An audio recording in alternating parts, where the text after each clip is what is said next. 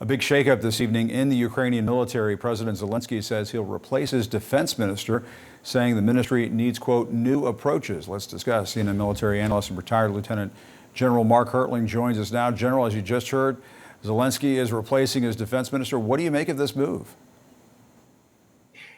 This has been bubbling for a couple of days, Jim. The defense ministry has been accused of actually having several issues regarding corruption. Most recently, it had to do with winter uniforms.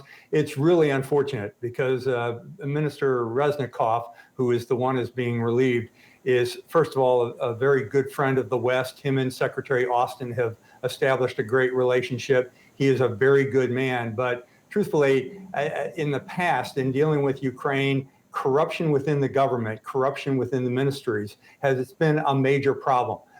President Zelensky ran on eliminating corruption. He has done a very good job in the last couple of years, but there is still a little bit of a culture of that kind of corruption within the government of Ukraine, and many people don't really know about that.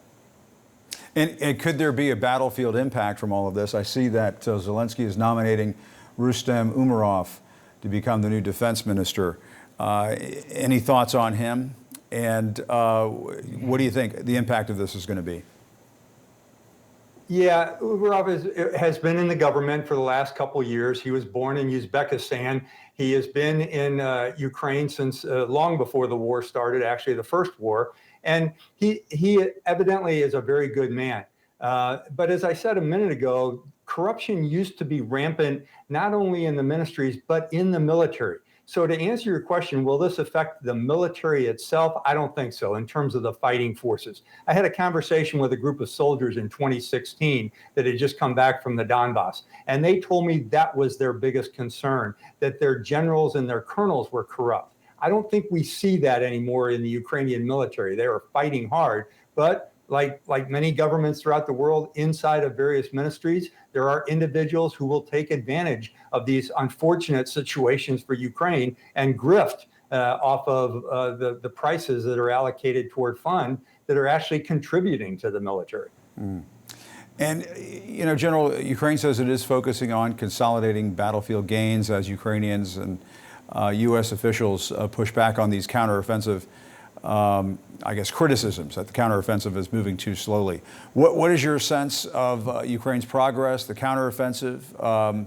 Might a new defense minister help in that regard?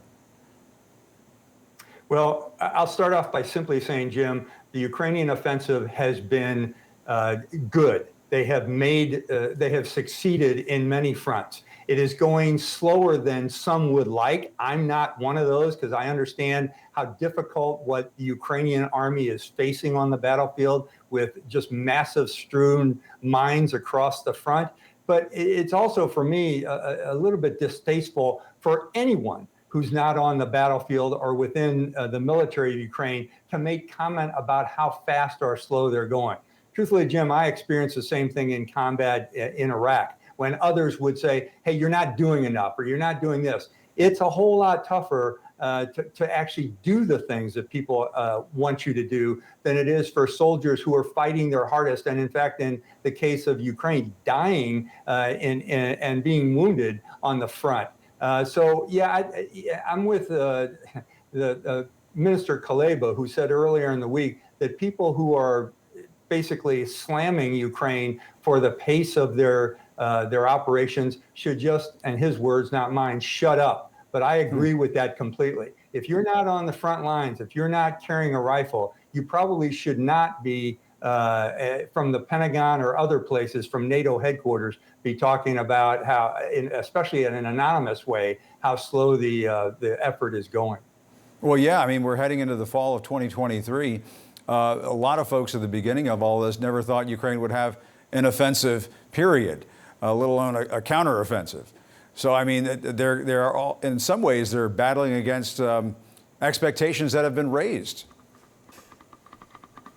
Yeah, it's interesting, Jim. At the beginning of the war, as you remember, a lot of people were saying, hey, how come the Americans thought the Russians were 10 feet tall? They can't do a lot of the things that you're supposed to do on a battlefield.